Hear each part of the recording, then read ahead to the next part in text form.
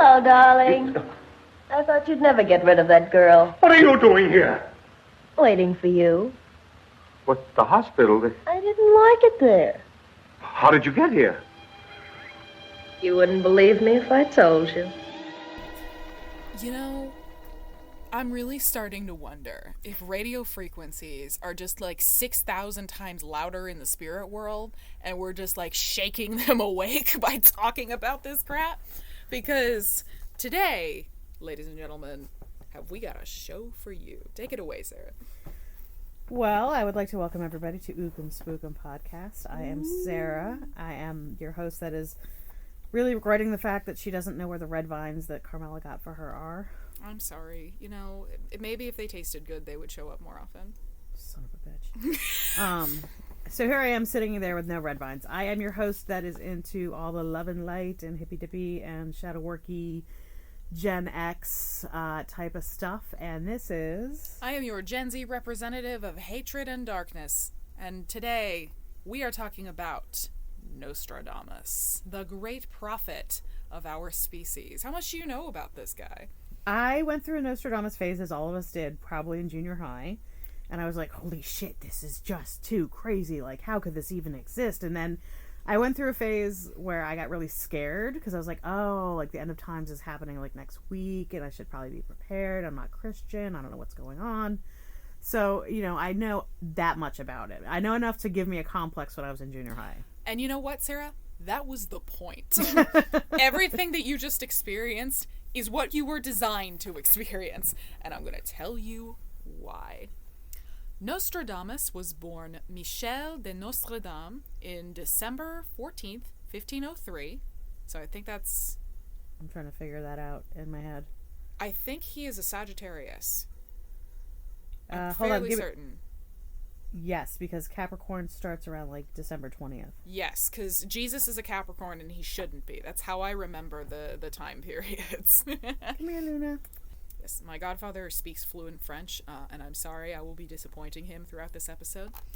In Saint-Remy, France, he was one of 9 children born to Rainier de Saint-Remy. That's going to happen a lot, ladies and gentlemen. And her husband, Jean de Nostradamus, a well-to-do grain dealer and a part-time notary of Jewish descent. That is going to become relevant very quickly. His grandfather had changed their name and converted to Catholicism to avoid persecution during the French Inquisition. They were one of the first people to have an Inquisition, actually.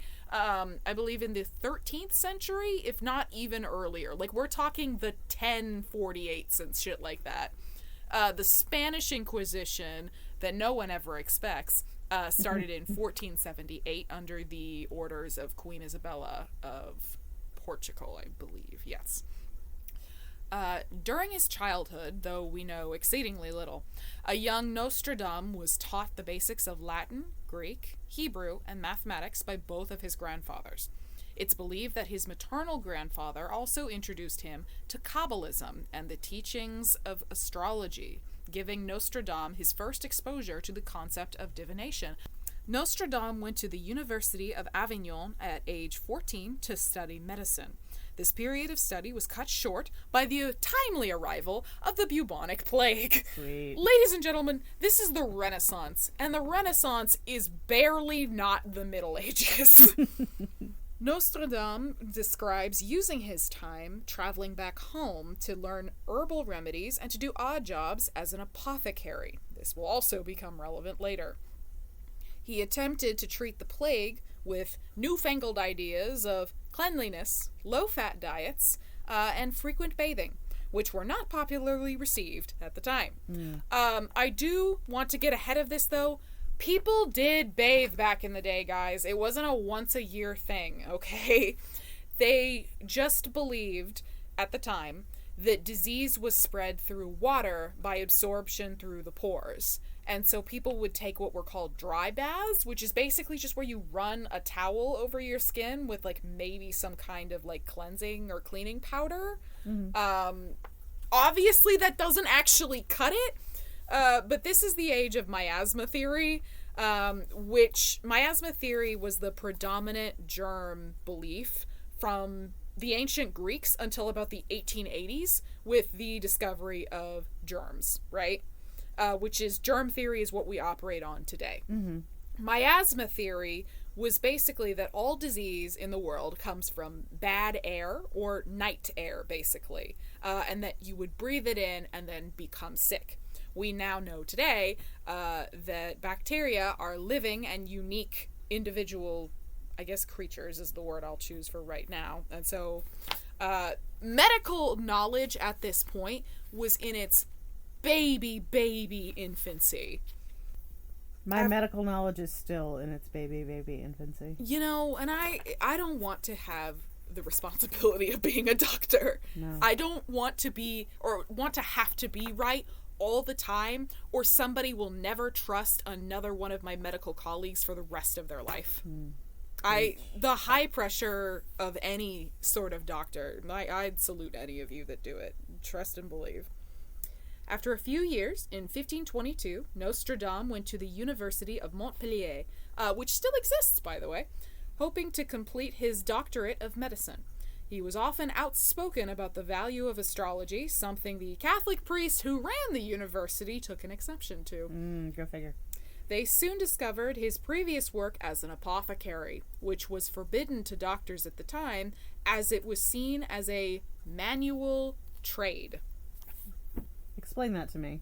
So, at this time, if you didn't have to work, it was a status thing. Mm-hmm. That's why before pretty much before the 1900s and even turn of the century into the 20th and 21st, tan skin was seen as a negative because it meant you worked outside in the sun all day. Yeah.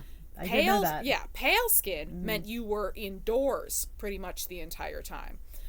It's the same concept. Basically that the wealthy can live on taxes and property and basically anything other than having a job, right? The second that you have a profession, you are now working class and beneath them. Mm-hmm. Doctors are one of the only, professions at this point where it's sort of the middle ground, because a lot of the people that would become doctors were usually of noble families, just not, the children that would actually inherit anything. Mm-hmm. So the idea being that if you do menial labor, such as being an apothecary, it is beneath the position of a doctor. Okay, gotcha. Which is stupid, but that's the prevailing thought, right? We also see this, any Jane Austen fans out there, one of the only acceptable jobs that a person of noble blood could have is to be a priest and to have a parish. Don't think about how that could be interpreted or possibly, brainwash an entire population or anything. Okay. He was not expelled, however, and he did receive his medical license in 1525. There is a lot of debate over the validity of this. A lot of people fight back and forth as to whether he actually graduated or not. We do know that he obtained legitimate, at the time anyway, medical knowledge and training. The problem with all of this being, there's a lot of allegedlys I have to throw around in this because we just don't know, and we probably never will. Nostradamus is a figure that is very, very steeped in legend, and legend can be manipulated very easily. So just take it with a grain of salt. He then Latinized his name, a common practice for medieval doctors, to Nostradamus. Catholics at the time were embroiled in a sort of cold war with French Protestants called Huguenots, and were extremely sensitive to things that they perceived as heresy, which is likely why they had such a strong reaction to his proposal of astrology, because Jewish ideas are also heresy. The Catholic sort of chokehold that they have over France at this point would not persist forever. Basically, this is what we call the French Wars of Religion. Mm-hmm. The next, I think, 20 to 40 years is just fighting back and forth between Catholics and Protestants. Yeah. Jews didn't even get to fight. They were second-class citizens. They were usually either forced to leave the area or wear something that marked them as Jews. So the whole Star of David thing on people in concentration camps is not even close to a new concept. Yeah. Disgusting. Yeah, no bueno. We don't love. The plague returned once again, but this time Nostradamus was prepared as a plague doctor. Did he have one of the cool masks? I think he did have the cool mask. mask. I love a plague doctor mask. Which, by the way, do you know why they're shaped like in that bird sort of shape? It had something to do with breathing, right? No, they would stuff herbs inside of the beak so they didn't smell the body. Well, see, that's just some Yankee ingenuity right there. Well, it's also, they believed, like, there would be some cleansing properties and that, like, they're not... Again, miasma theory. They're trying not to breathe in the bad air. Sounds like us at the shop. We breathe in nothing but incense smoke. We are gonna die of some weird clown lung variant from all of the incense smoke and the herb dust that we inhale on a daily basis. Hey, that's my retirement plan. It's better than talc, Yeah. You know that's gonna kill you. Okay. He spent the next few years traveling between France and Italy, treating plague victims in his newfangled sort of way. Unlike his peers who suggested mercury potions, robes soaked in garlic, and bloodletting, he gave patients clean air, regular baths, and removed plague corpses from the streets. Yeah, the whole, like, Monty Python thing, that wasn't a joke. Yep, bring out your dead. Bring out your dead. That was not even close. People would just leave corpses on the street. When I do it, there's a problem. Well, it's not very sanitary. Well, okay, let me rephrase this. If a corpse is not already infected with something, right, and very recently dead, the dead pose very, very little, like, threat biologically to the living. This is something that has been perpetuated by the funeral industry, and especially embalmers, that there's something innately dangerous or unclean about a deceased person. And again, unless they died 5 seconds ago of the plague, they are not, like, someone being dead is not inherently dangerous to you. It is not an emergency, honestly. Like, unless, they died of something awful. If someone dies in their sleep, you can take a second. It's okay. He invented a rose pill containing several powdered herbs, including calamus, which is poison, and violet root, which is actually used to treat coughs today. So 50%, right? Nice. By sheer guesswork, pretty much. And unfortunately, that's how a lot of science is. It's guesswork that pays off, or it's written in blood. So thank your pediatrician, I guess. I don't know. I always do. You know that's the doctor for children, right? Yes. Do you honestly think I don't know what a pediatrician is? I mean, I know I don't like kids, but I know what they are. No, I just forgot what, like, GP was, and I just came up with the first thing that entered my mind, and I thought you just ran with it. I did just run with it. I appreciate you letting me not feel stupid. I ran with it because I know that you're smarter than I am, and that if it made sense to you, then it was probably okay. That's most certainly not true. Don't do that. He found marked success and had a higher cure rate than many of his time, but that probably has more to do with the fact that he engaged in proper sanitation than, like, any of the actual cures that he was presenting. He received widespread acclaim, settling in Provence, marrying and having 2 children, and gaining patronage from Jules César Scaliger, a very famous doctor at the time in Agen. Or Agen, I'm not entirely sure how to say that one. And he actually got to go study with him for a period of time. This happiness, of course, would not last. His wife... Does it ever? No. It's very hard, and this is such a tangent, but it's very hard when people are like, well, this really great thing happened to me, so now something absolutely awful is gonna probably happen to me in the next 5 seconds to even out the universe. It is so hard not to have that very, like, defeatist cycle perspective. In the grand scheme of history, that's kind of true.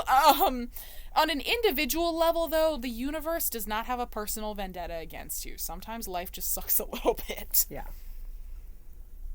Life isn't fair, but it's up to us to make fairness where we can. Indeed. We have to be good to each other because life isn't going to do it for us. It's true.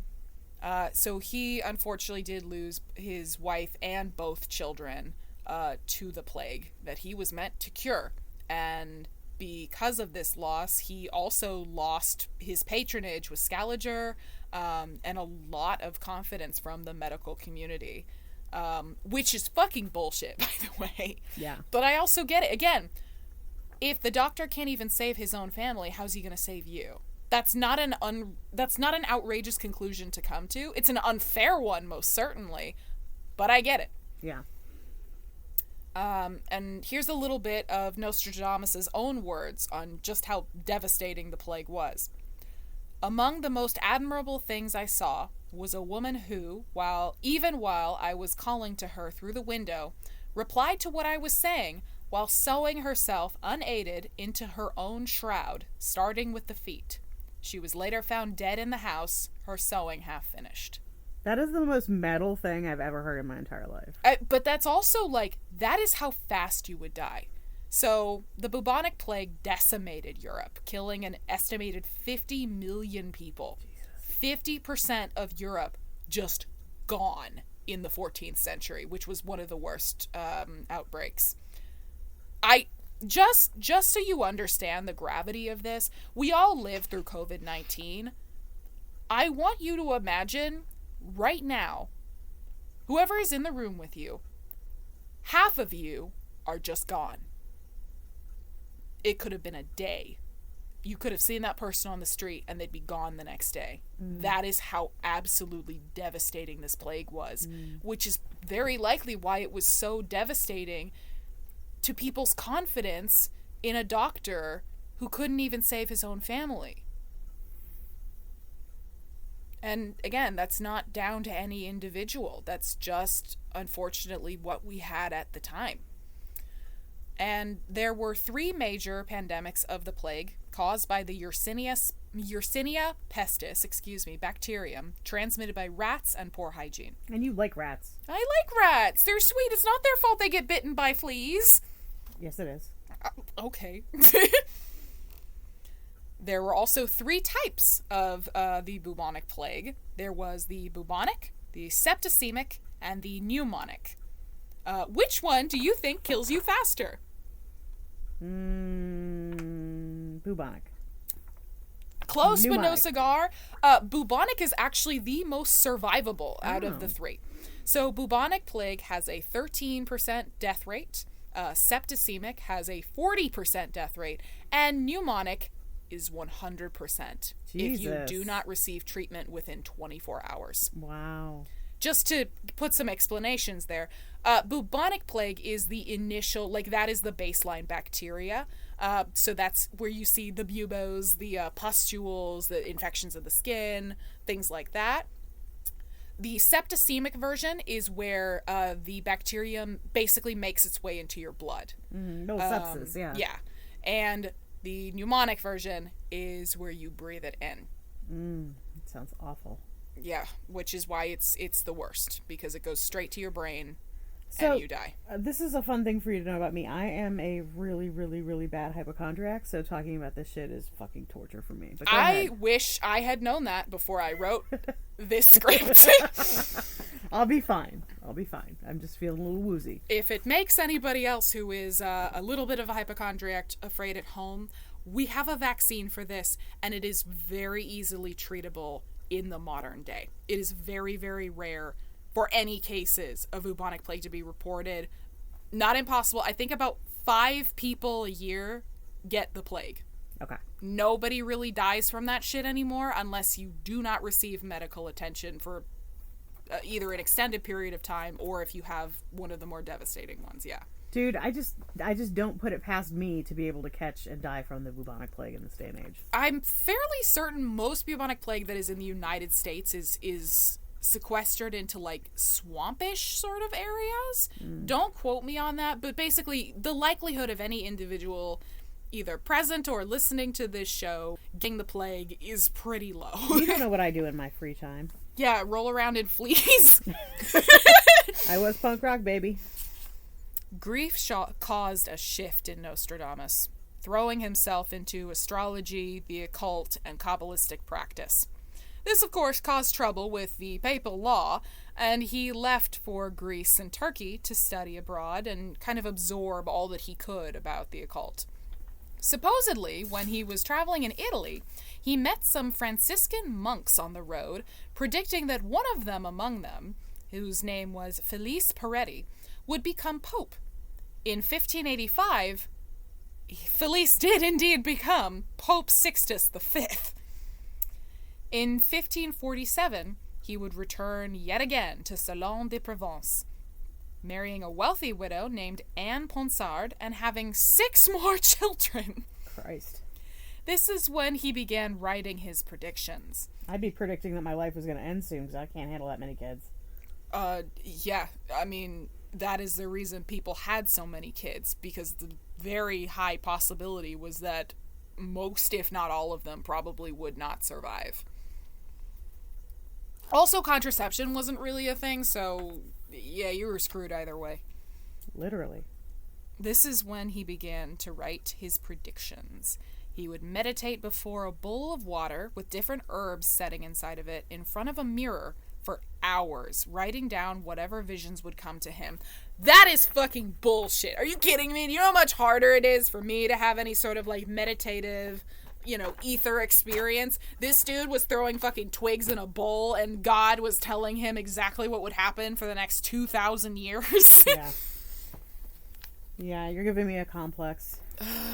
Utter horseshit.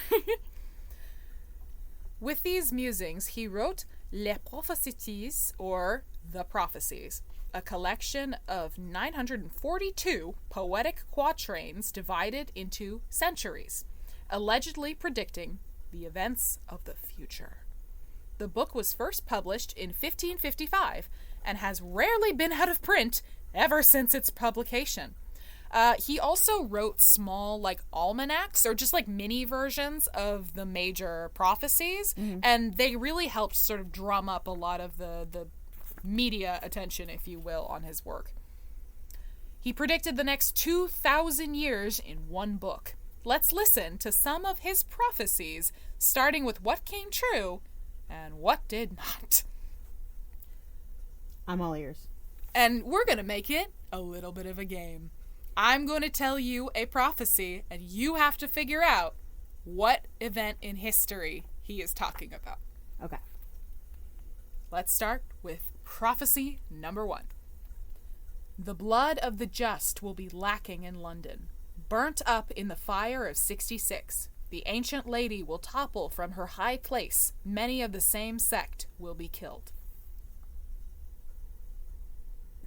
Fuck. It's almost like all of these things are purposefully extremely vague or something. Is that Queen Elizabeth? It is not. It is the Great Fire of London. Okay. Which I don't know much about, hence I didn't get That's that one. fair. The Great Fire of London was indeed in 1666. Ah. And the very few people actually died. Only around like 6 to 8 people, for all things considered. However, millions of plague rats all burned to death in one night and basically saved London from the plague. Nice. If not all of England, because of just it completely decimated the source of the disease. So, in a very strange way, he was sort of right. And that's kind of the pattern throughout all of his prophecies. I'll give you this one. Songs, chants, and demands will come from the enslaved, held captive by the nobility in their prisons. At a later date, brainless idiots will take these as divine utterances. Talking about himself there? This is the prediction of the French Revolution. Ah. Little more vague, but he could be predicting the storming of the Bastille and the replacement of the Bourbon dynasty with the Directorate during the Reign of Terror, which was pretty famously poorly run. Speaking of the Reign of Terror, Napoleon also gets a shout-out. Pau ne Laurent, more fire than blood. Swimming in praise, the great man hurries to the confluence. He will refuse entry to the magpies. Pampon and Durance will confine them. The first few words are an anagram for Napoleon Roy, which in French means King Napoleon. who derives his power from military might, not royal ancestry. More fire than blood. Oh. The magpies are also suggested to be the confinements of the Popes Pius VI and Pius VII on his orders. Interesting. So there is weirdly a through line here. You will hear me shit talk this guy a lot because of just how much people have absolutely run with these extremely vague prophecies. Mm-hmm. Some of them are kind of scary. I was scared as shit when I was a kid and I learned about Nostradamus. I was like, how is he doing this? Here's another one, and this one is much more contemporaneous, so you might get it. The heavenly dart will stretch its course, death in the speaking, a great achievement. The proud nation brought low by the stone in the tree. Rumors of a monstrous human bring purge, then expiation. Challenger shuttle explosion? A little too contemporary, Mm-hmm. but close. Apollo 13? The bombing of Hiroshima and Nagasaki. Oh, wow. You're making me feel stupid, dude. Because here's the thing, right? There's a reason I'm having you do this. These could be anything. Yeah. This is entirely contextual to the person's own interpretation of these works. There are things that will surprisingly line up as we continue, but this is the problem when you have vague, wishy-washy prophecies written by a guy in 1555. It's not that hard to make things seem relevant if you pull enough strings together. Yeah. The bombing of Hiroshima and Nagasaki, which ended World War II and forced Japan to surrender to the United States, a controversial act to this day. Japan's monarchy or imperial, whatever, was removed from power after Emperor Hirohito suggested and basically ordered the government to surrender after some infighting. The U.S. began occupying Japan, beginning restoration projects in 1950. The human toll from the bombings were devastating, and yet was hailed as a scientific marvel of ingenuity by mastering the power of the atom. To quote Truman, "It is an atomic bomb. It is a harnessing of the basic power of the universe. The force from which the sun draws its power has been loosened against those who brought war to the Far East." And I think the use of the sun, or the mentioning of the sun there, is very deliberate because Japan is the land of the rising sun. Yeah, my ex had the flag tattooed on his arm. Yeah, listen, I am not here to debate with you guys the morals and ethics of the bombings of Hiroshima and Nagasaki. I think it's fucked up that in this speech, Truman went, "Oh, the land of the rising sun? How about I drop the sun on your fucking town?" Yeah. Well, Truman was Such a pleasant man. not a fave. And finally, here in the grand old US of A, the ancient task will be completed from on high. Evil will fall on a great man. A dead innocent will be accused of the deed, and the guilty one will remain in the mist. JFK? Very good. I got one right. You got one right! The assassination of John F. Kennedy. On high, likely referring to the grassy knoll. And Lee Harvey Oswald as the innocent sent to pay for the deeds of the other. So he's thinking, The CIA! yeah, he's thinking, and Cuba. It could be a lot of things.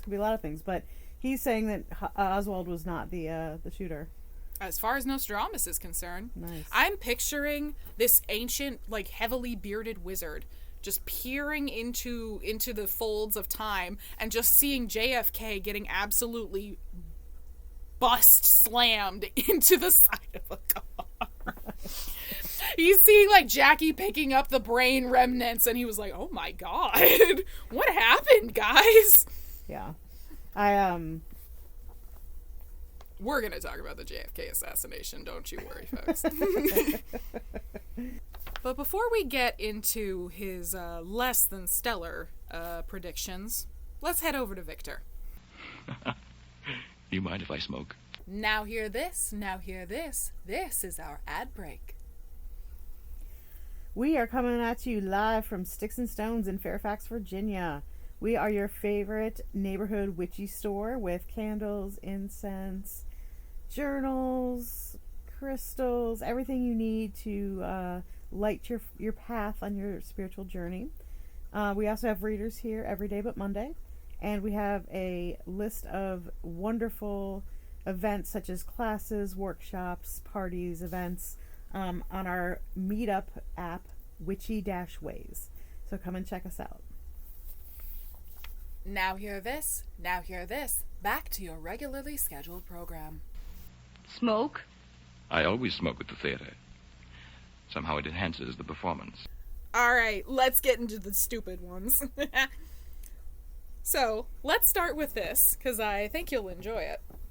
More of a butcher than a king in England, born of obscure rank, will gain empire through force. Coward without faith, without law he will bleed the land. His time approaches so close that I sigh. He predicted, Nostradamus, mind you, that Oliver Cromwell would take over England. Thank fucking God he didn't. Absolutely no part of this prediction is true. Cromwell was a zealot, most certainly a Protestant, and he was the son of minor English nobility, not peasantry. Yeah, I also got to dance on his grave when I was at Westminster Abbey. That was fun. Ugh, I'm jealous. Yeah. Next. In the year 1999, in the 7th month, from the sky will come the great king of terror, bringing back to life the great king of the Mongols. Before and after, Mars to reign by good fortune. Yeah, literally nothing happened in July of 1999 that would line up with anything that is being said here. A lot of people try to co-opt this line into being about 9/11. I was just thinking that, yeah. We're going to talk about this in a minute. Nostradamus never predicted 9/11. That is just not fucking true. Okay. Next one. Mars and the scepter will be in conjunction. A calamitous war under Cancer. A short time afterward, a new king will be anointed who will bring peace to the earth for a very long time. Well, that sure as fuck didn't come true. Yeah, obviously. No war began June 21st, 2002, when Jupiter and Mars were conjunct. And there's certainly no peace that came as well, as we know. Finally, even Nostradamus put his hat into the Antichrist ring. Maebus will soon die. Then will come a horrible undoing of people and animals. At once one will see vengeance, 100 hands, thirst, famine, when the comet will pass. Literally no one knows what this is about. There was a contemporary Maebus to Nostradamus, although his name was Jan Maebus, a Flemish painter, which I'm not sure what the death of an artist has to do with anything, to be perfectly frank. Figures from Saddam Hussein to Ray Maebus, who served as the Secretary of the Navy during the Obama administration, have been suggested to be this figure. And Ray Maebus is still alive, so jury's out on this one, I guess. Yeah. I guess we'll find out. These predictions made him a celebrity throughout France, if not all of Europe. His almanacs caught the attention, most importantly of all, of Queen Catherine de' Medici of France, wife of King Henry II of Valois. She invited him to her court to draw up charts for her children and to expound upon one particular prediction he had made. The young lion will overcome the older one on the field of combat in a single battle. He will pierce his eyes through a golden cage. 2 wounds made 1. Then he dies a cruel death. Nostradamus and the queen warned the king not to joust, and yet, 3 years later, while wearing the colors of his mistress, Diane de Poitiers, who was 20 years older than him, by the way, she groomed him as a child. That's a whole thing, look it up. He jousted a much younger knight at the age of 41. The young knight's wooden lance pierced straight through the king's visor, which was shaped like a cage, and shattered, making wood pieces go straight through his eye and into his brain. He lay in bed, dying very slowly and painfully of sepsis in his room for 10 days. Spooky. Catherine barred Diane from the room, and eventually she was forced to return all of the king's gifts to her, including a very nice chateau. However, calamity was not yet done with the Valois line. Even though Catherine and Henry had 10 children together, none of her sons lived long once they acceded the throne, and the Valois line died with her last child, the throne of France going to King Henry of Navarre, or rather, King Henry Bourbon of Navarre, beginning the very famous Bourbon dynasty. Sometimes you gotta listen to the quacks. You know, what business do you have at age 41? Jousting anybody. Hey, I'm 48 and I joust with the best of them. I mean, well, we do love horsies. I love horsies. Horsies are wonderful creatures. They don't deserve this. It's the year of the horse. It is the year of the horse. Eventually, Nostradamus was taken out by the one thing he could not predict or cure: gout. God. It's never sparkly when you're in the Middle Ages. Man, people will die of just about anything. Yeah. A slight breeze. A slight breeze. Mother, I've taken a shit. He told his secretary, Jean de Chavigny, in July of 1566, "You will not find me alive at sunrise," and she did not. Nostradamus died either July 1st or 2nd, 1566, next to his bed. His prophecies are his greatest legacy, though they are often mistranslated or manipulated by contemporary individuals to suit their needs and predictions. For instance, a very famous prediction seems to point to the rise of Adolf Hitler. Beasts ferocious with hunger will cross the rivers. The greater part of the battlefield will be against Hister. Into an iron cage the great one be drawn, when the son of Germany obeys no law. Sounds pretty fucking like Adolf Hitler to me. The cage of iron could be the bunker in which Hitler shot himself, or even the descent of the Iron Curtain over Soviet-controlled Eastern Europe. However, this translation was made by Erica Cheetham in her book, The Predictions of Nostradamus, in 1966. Hister being interpreted as a close approximation for Hitler, Hister, at the time Nostradamus was writing, referred to the lower Danube River, containing Hungary, Serbia, Croatia, Bulgaria, and Romania, respectively. German can also, in fact, be interpreted as Germain, which refers to a young child or boy. So, rewritten more literally, the translation is, "Beasts mad with hunger will swim across rivers. Most of the army will be against the lower Danube. The great one shall be dragged into an iron cage, when the child brother will observe nothing." So strangely not about Hitler anymore. Yes, how very convenient. There are so many conflicts in this region that there's literally no way to tell which one he was referring to. Yeah. The 30 Years' War, the Great War, the Second World War. The occupation of Vienna by the Ottomans. Pick one. It doesn't really matter.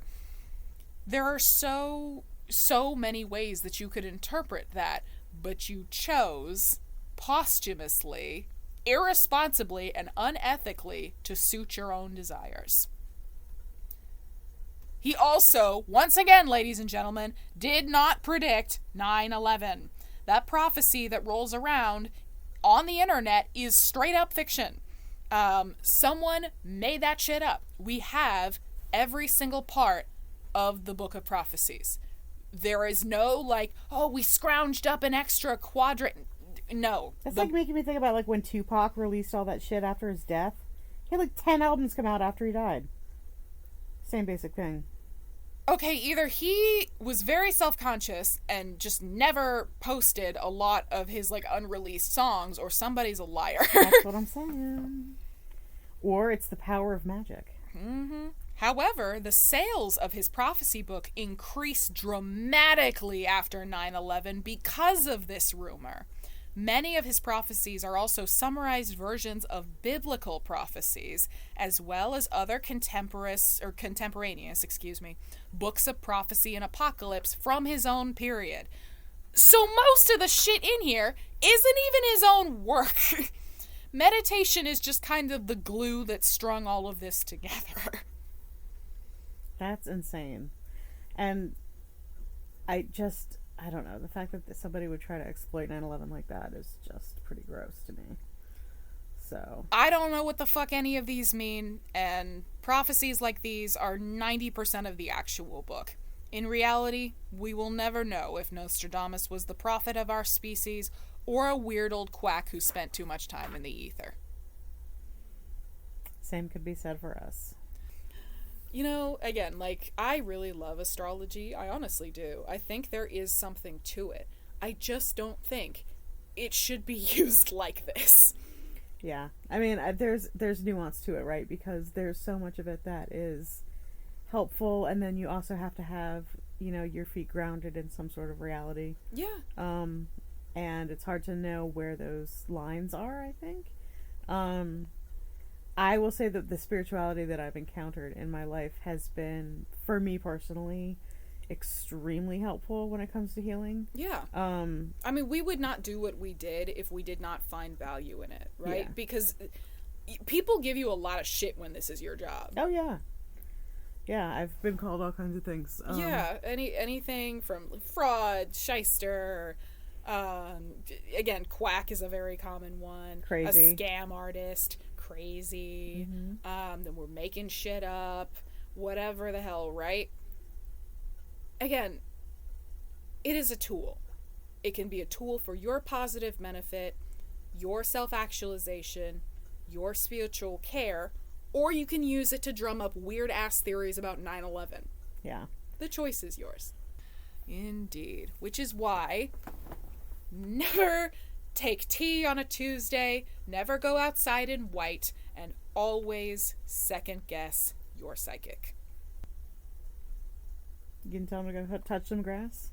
I guess I am. Well, good night, ladies and gentlemen. Maybe delete Chani off your phone.